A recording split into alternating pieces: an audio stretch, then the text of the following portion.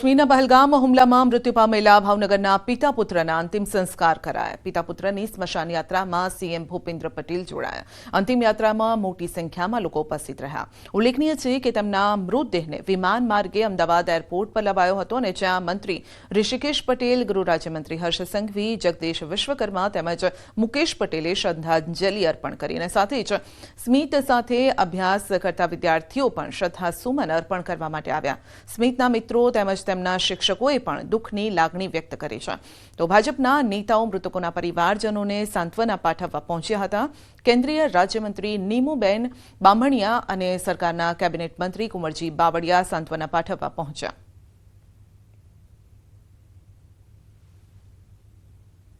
मैं श्रीनगर थी ना मैं जाता था फरवा બે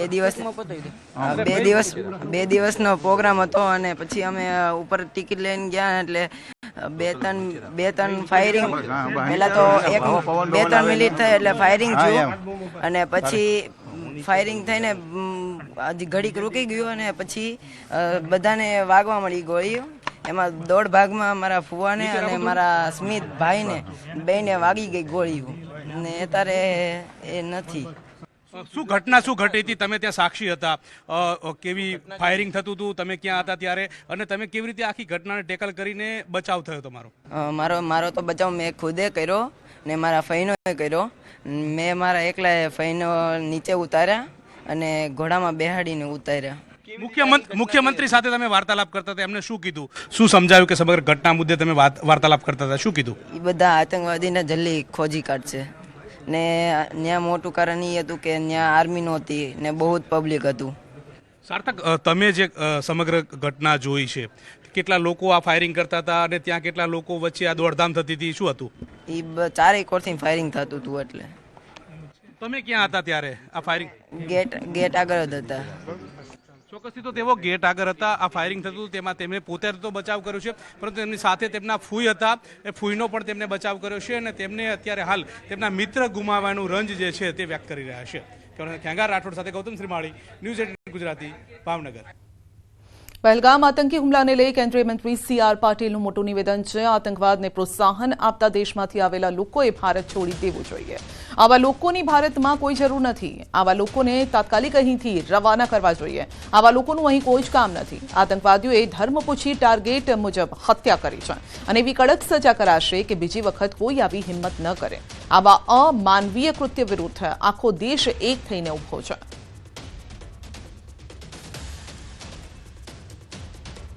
આવા આતંકવાદને પોષાવાળા દેશમાંથી આવેલા લોકોના અહીંયા કોઈ કામ નથી। એમને તાત્કાલિક અહીંયાથી રવાના કરવા જોઈએ અને હું મક્કમતાપૂર્વક માનું છું કે ખૂબ સારું પગલું, સારો નિર્ણય આ કરવામાં આવ્યો છે।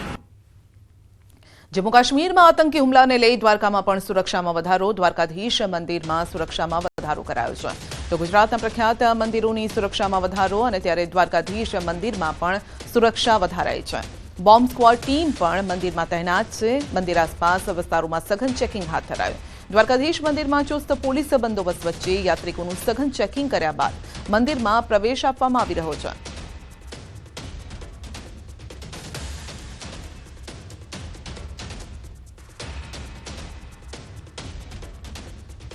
જમ્મુ કાશ્મીરના પહલગામમાં થયેલા આતંકી હુમલાના પગલે સોમનાથ મહાદેવ મંદિરની સુરક્ષા પણ વધારાઈ છે। સોમનાથ મંદિર આસપાસ ડોગ સ્ક્વોડ, બોમ્બ સ્ક્વોડ દ્વારા સઘન ચેકિંગ હાથ ધરાયું છે તેમજ સોશિયલ મીડિયા પર પણ વોચ રખાઈ રહી છે। દરિયાઈ સુરક્ષા અને ક્વિક રિસ્પોન્સ ટીમનું બળ વધારવામાં આવ્યું છે। તો પથિક સોફ્ટવેર મારફતે હોટેલ, ગેસ્ટ હાઉસમાં આવનાર પ્રવાસીઓની ચકાસણી હાથ ધરાઈ છે।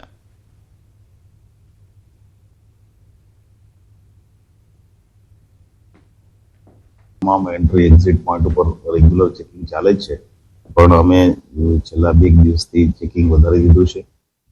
મંદિરનું માટે થઈને BDTS ને એક્સ્ટ્રા ટીમો મૂકવામાં આવી છે, ક્વિક રિસ્પોન્સ ટીમ વધારવામાં આવી છે। સાથે સાથે રાતનું જે પેટ્રોલિંગ છે એમાં પણ વધારો કરવામાં આવ્યો છે અને મંદિરની કારણ કે કોસ્ટલ એરિયા છે આખો અમારી પાસે, કોસ્ટલ એરિયામાં પોલીસની બોટ દ્વારા પેટ્રોલિંગ અને બાકીની જે આવજા કરતી બોટો છે એ બોટોનું સરપ્રાઇઝ ચેકિંગ આજથી ચાલુ કર્યું છે। પહેલગામ આતંકી હુમલા બાદ સરહદી જિલ્લા કચ્છમાં પણ સતર્કતા વધારાઈ છે. કચ્છમાં આવેલી ભારત પાકિસ્તાન બોર્ડર પર વધારાઈ છે સુરક્ષા. કચ્છ જિલ્લામાં સુરક્ષા એજન્સીઓ એલર્ટ પર છે. બોર્ડર પર આવેલા તમામ સ્થળોએ સઘન ચેકિંગ હાથ ધરાયું છે. કચ્છના પ્રવેશ દ્વાર આડેસર હાઈવે પર ચેકિંગ હાથ ધરાયું. જિલ્લામાં પ્રવેશતા તમામ વાહનોનું ચેકિંગ કરાયું છે. આડેસર ચેકપોસ્ટ પર વાહનોનું સઘન ચેકિંગ હાથ ધરાયું છે. કચ્છ બોર્ડર પર સુરક્ષા એજન્સીઓએ વધાર્યું છે પેટ્રોલિંગ.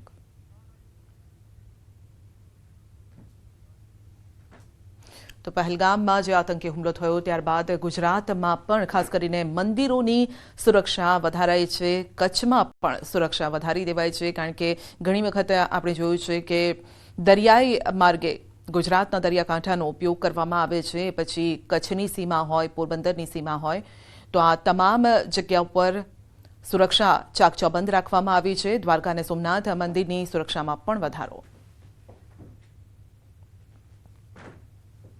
બુલેટિનમાં આગળ વધીશું નાનકડા બ્રેક બાદ.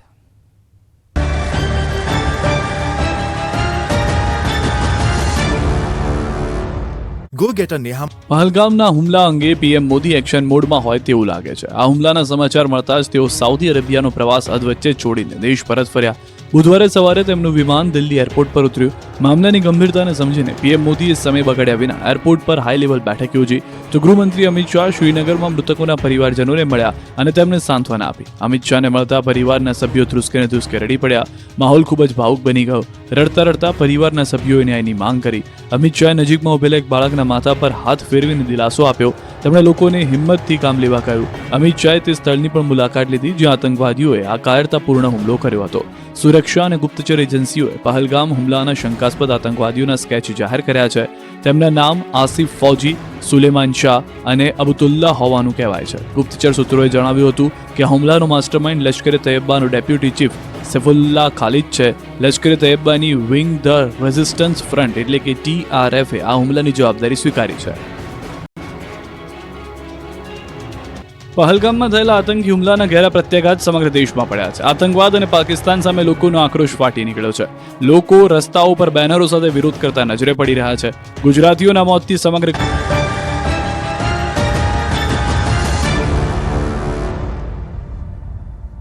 પહેલગામમાં આતંકી હુમલાને લઈ સમગ્ર દેશના નાગરિકોમાં રોષ છે. દાહોદમાં આતંકી હુમલામાં મૃત્યુ પામેલા 27 લોકોને શ્રદ્ધાંજલિ અપાઈ. મુસ્લિમ સમાજે પણ આ ઘટનાને કડક શબ્દોમાં વખોડી કાઢી છે. મુસ્લિમ સમાજે આતંકવાદ વિરુદ્ધ રોષ વ્યક્ત કર્યો છે. આતંકવાદ મુર્દાબાદના પોસ્ટર સાથે વિરોધ કર્યો. કસ્બા વિસ્તારમાં આતંકવાદીઓના પુતળાનું દહન પણ કરાયું. દોષિતો સામે કડક કાર્યવાહીની માંગ કરાઈ છે. પર્યટકોની હત્યા કરનારાઓને સખત સજા આપવા માટે માંગ કરાઈ છે.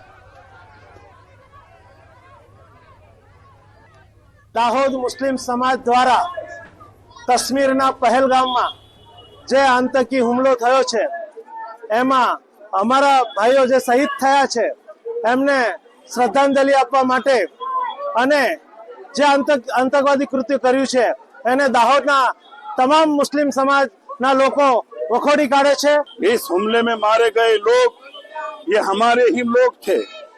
इनके ऊपर ये जो हमला हुआ है, हम मुसलमान पूरे हिंदुस्तान के इस हमले की कड़ी निंदा करते हैं और मुखालिफत करते हैं.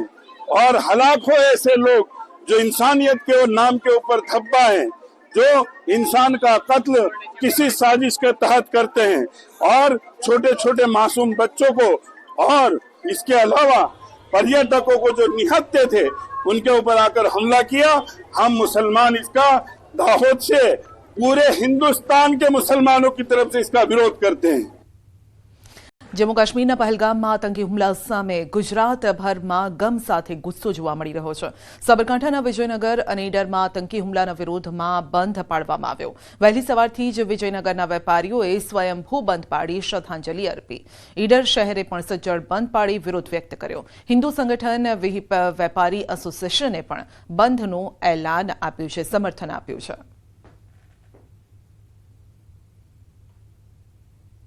પહેલગામમાં થયેલ આતંકવાદીના હુમલાના વિરોધમાં આજે ઈડર નગર સ્વતંત્ર બિલકુલ બંધ રાખવામાં આવેલ છે. તો ઈડરમાં પણ સ્વયંભૂ બંધ જોવા મળ્યું છે. વેપારીઓએ બંધ પાડી અને આતંકીઓ વિરુદ્ધ આ રોષ વ્યક્ત કર્યો છે. આ સાથે જ મૃતકોને શ્રદ્ધાંજલિ પણ આ રીતે વ્યક્ત કરવામાં આવી રહી છે, અર્પવામાં આવી રહી છે. તો બે દ્રશ્યો આપ જોઈ રહ્યા છો. સાબરકાંઠા અને મહેસાણામાં બંધ પાડી અને વિરોધ કરવામાં આવી રહ્યો છે. બીજી તરફ શ્રદ્ધાંજલિ પણ આપવામાં આવી છે. ગુજરાતના જે 3 લોકોના મોત થયા છે તે મૃતકોને શ્રદ્ધાંજલિ, પરિવારને આ દુઃખ સહન કરવાની શક્તિ આપે તેવી પ્રાર્થના પણ કરાઈ.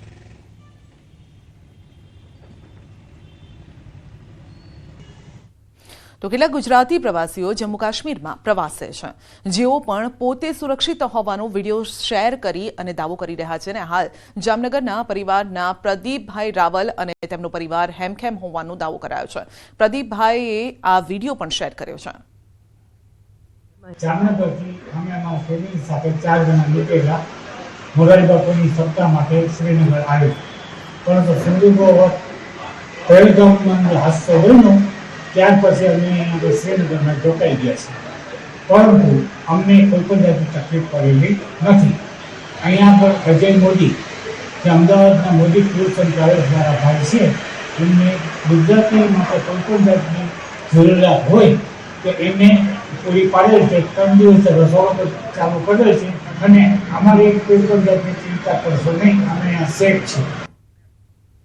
તો અમરેલી જિલ્લામાં સિંહોની વસ્તી ગણતરી પહેલા જ એક સિંહણે જીવ ગુમાવ્યો છે. દેવળિયા ગામના પાટિયાથી શેત્રુંજી પુલ વચ્ચે સિંહણનું માર્ગ અકસ્માતમાં મોત થયું. રોડ ક્રોસ કરતા સમયે અજાણ્યા વાહને અડફેટે લેતા સિંહણનું મોત થયું છે. લીલિયા વન વિભાગ ઘટના સ્થળે પહોંચ્યું, મૃતદેહનો કબજો લીધો. સિંહણને પીએમ માટે એનિમલ કેર સેન્ટર ખસેડાય છે અને સાથે જ તપાસ પણ હાથ ધરાઈ. વધુ અપડેટ મેળવીશું સંવાદદાતા રાજન પાસેથી. જી રાજન, એક સિંહણનું મોત થયું છે અકસ્માતે. બિલકુલ સંધ્યા, અમરેલીથી સાવરકુંડલા તરફ જતા રોડ પર શેત્રુજી નદી નજીક હાઈવે પર જ આ સિંહણનું મોત થયું છે. આજે વહેલી સવારે આ ઘટના બની હોવાની પ્રાથમિક માહિતી છે અને કોઈ અજાણ્યા વાહને સિંહણને અડફેટે લઈ તેનું મોત નિપજાવી વાહન ત્યાંથી ફરાર થઈ ગયું છે. સિંહણના મૃતદેહનો કબજો લઈ અને પીએમ માટે ખસેડવામાં આવ્યો છે અને વાહનની શોધખોળ પોલીસ અને વન વિભાગ દ્વારા કરવામાં આવી રહી છે. સંધ્યા જી, આપનો આભાર.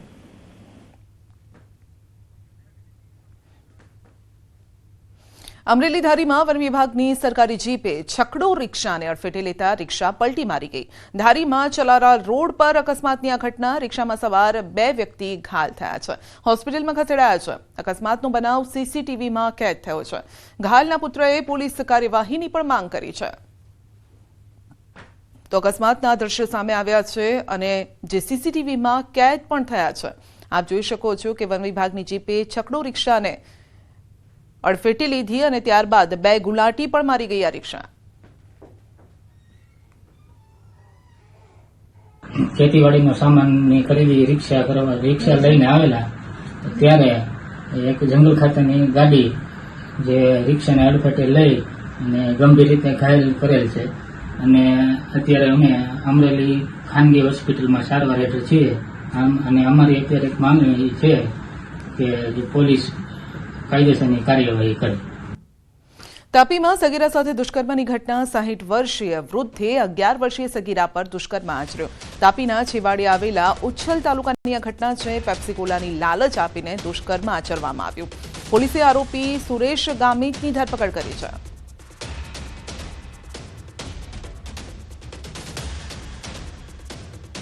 અગિયાર વર્ષની બાળા જે એક દુકાને વસ્તુ ખરીદવા માટે ગઈ તે વખતે આરોપી નામે સુરેશભાઈ નુરજીભાઈ ગામિત, ઉંમર વર્ષ 60ના, તેઓ દુકાનની અંદર હતા અને આ દીકરી પેપ્સી કોલા લેવા માટે ગયેલી તે વખતે આ બાળાને ઘરમાં બોલાવી અને આરોપીએ દુષ્કર્મ આચરેલ.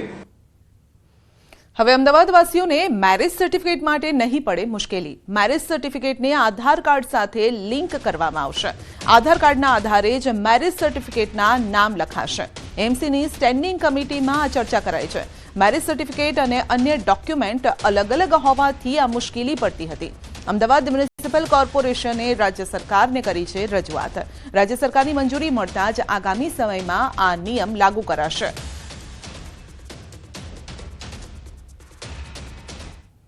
મેરેજ સર્ટિફિકેટ આપણે વાત કરીએ કે સુધારા સાથે આધાર લિંક સાથે કરવામાં આવે, પરિણામે જે મેરેજ સર્ટિફિકેટમાં મેળવવા માટે ઘણા લોકોને સેન્ટર પર ધક્કા ખાવા પડે છે, ધક્કામાંથી મુક્તિ મળશે, સરળતા મળશે. તદુપરાંત જ્યાં આગળ મેરેજ થતા હોય છે તેવા તમામ હોલો પર QR સ્કેન દ્વારા મેરેજ સર્ટિફિકેટ માટેનું ફોર્મ પણ સ્કેન કરી શકાશે. સુરેન્દ્રનગરમાં યુવાન પર જીવલેણ હુમલો, સીસીટીવીમાં કેદ થઈ છે હુમલાની ઘટના. હુમલાખોરોએ યુવકની કારમાં પણ તોડફોડ કરી છે. ચોટીલાના વાવડી ગામના બોર્ડ પાસેની આ ઘટના છે. તો ઝઘડાના મનદુખ બાબતે યુવાન પર હુમલો કરાયો. ઈજાગ્રસ્ત યુવાનને સારવાર માટે રાજકોટ લઈ જવાયો. તમામ હુમલાખોર પોલીસ પકડથી દૂર છે.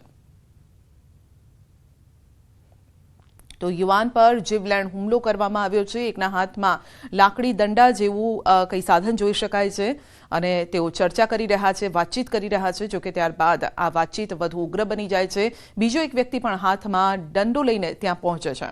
આસપાસ 3-4 લોકો અન્ય પણ જોવા મળી રહ્યા છે અને ત્યારબાદ આ મારામારી સુધી મામલો પહોંચી જાય છે.